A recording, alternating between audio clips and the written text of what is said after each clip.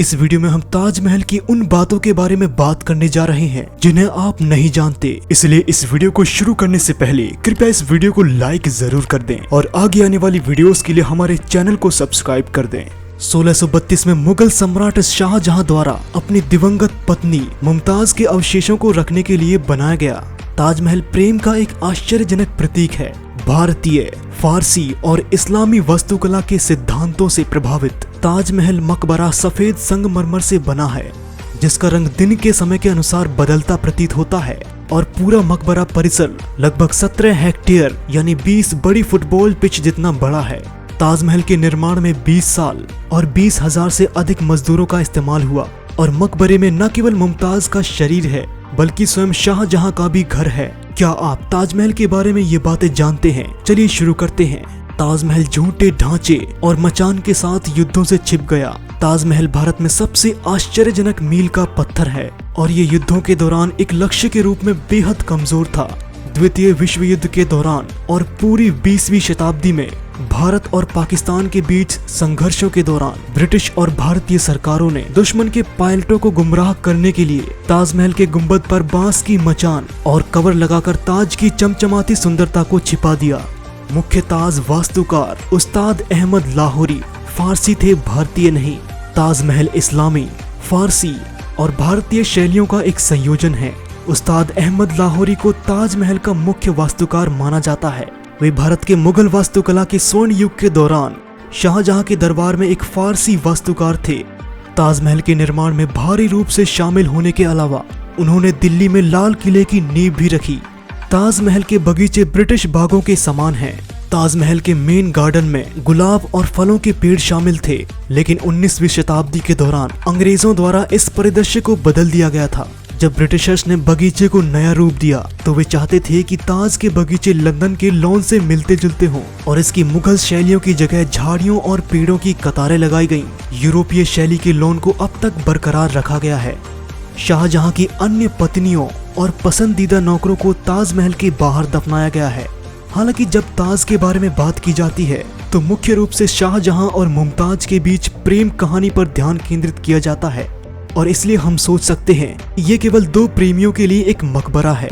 हालांकि ताज के बाहर कई मकबरे हैं, लेकिन उसी परिसर में जहां शाहजहां ने कई पत्नियों और पसंदीदा नौकरों को दफनाया गया है, जो उन्हें भी सम्मान और विचारशीलता का स्तर दिखाते हैं। एक ऑप्टिकल भ्रम पैदा करने के लिए मीनारों को थोड़ा सा झुकाव के साथ बनाया गया था। ताज की चारों मीनारें थोड़ी बाहर की ओर झुकी होती हैं, जिससे ताजमहल दूर से काफी बड़ा दिखता है। इस ऑप्टिकल भ्रम के कारण मुख्य द्वार में प्रवेश करने पर आगंतुकों के साथ पहली बार व्यवहार किया जाता है। ये एक आश्चर्यजनक है। निर्माण सामग्री को ले जाने के लिए 1000 हाथियों का इस्तेमाल किया गया था। ताजमहल के निर्माण के लिए आवश्यक सामग्री को 1000 से अधिक हाथियों की मदद से ले जाया गया था। ये मुख्य रूप से सफेद संगमरमर और लाल बलुआ पत्थर था, जिसे ट्रांसपोर्ट की आवश्यकता थी और इसे पूरे भारत और मध्य पूर्व से प्राप्त किया गया था। ताजमहल के किनारे लाल बलुआ पत्थर की मस्जिद और गेस्ट हाउस है। ताजमहल के विपरीत दिशा में एक मस्जिद और गेस्ट हाउस है। ये दोनों इमारतें पूरी तरह से समान और समामित मानी जाती हैं। मस्जिद पश्चिम में मक्का के पवित्र स्थल की ओर स्थित है, जबकि गेस्ट हाउस मकबरे के पूर्व में है। ऐसा माना जाता है कि शाहजहां अपने लिए एक काले संगमरमर का ताजमहल बनाना चाहते थे।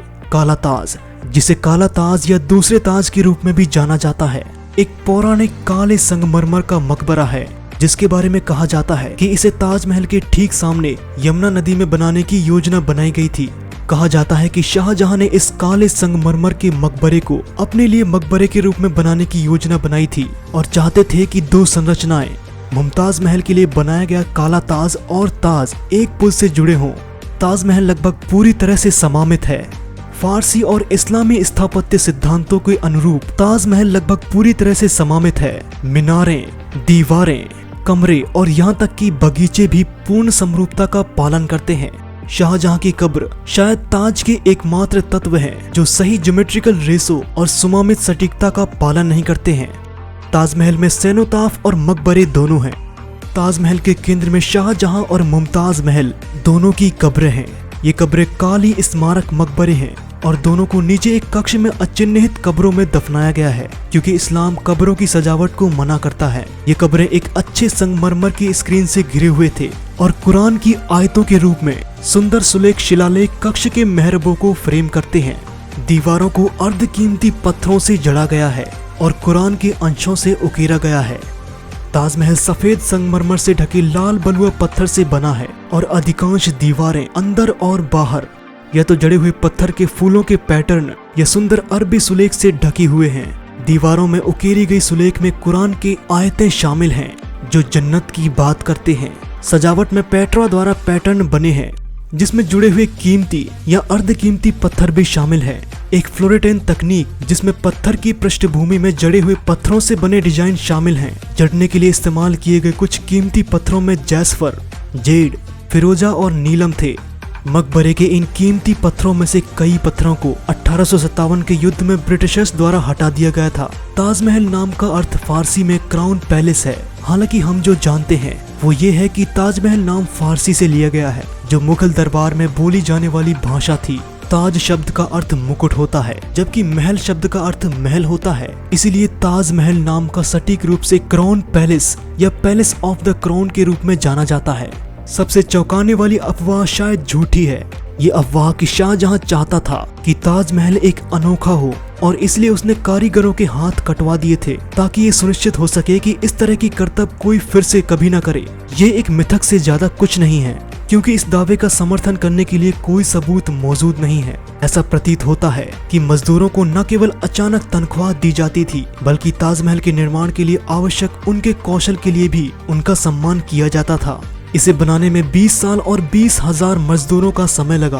ताजमहल लाल बलुआ पत्थर से बना है और संगमरमर की बड़ी प्लेटों में ढका हुआ है। इसे निर्माण करने वाले कारीगर मध्य एशिया, ईरान, सीरिया और तुर्की सहित कई अलग अलग देशों और क्षेत्रों से आए थे।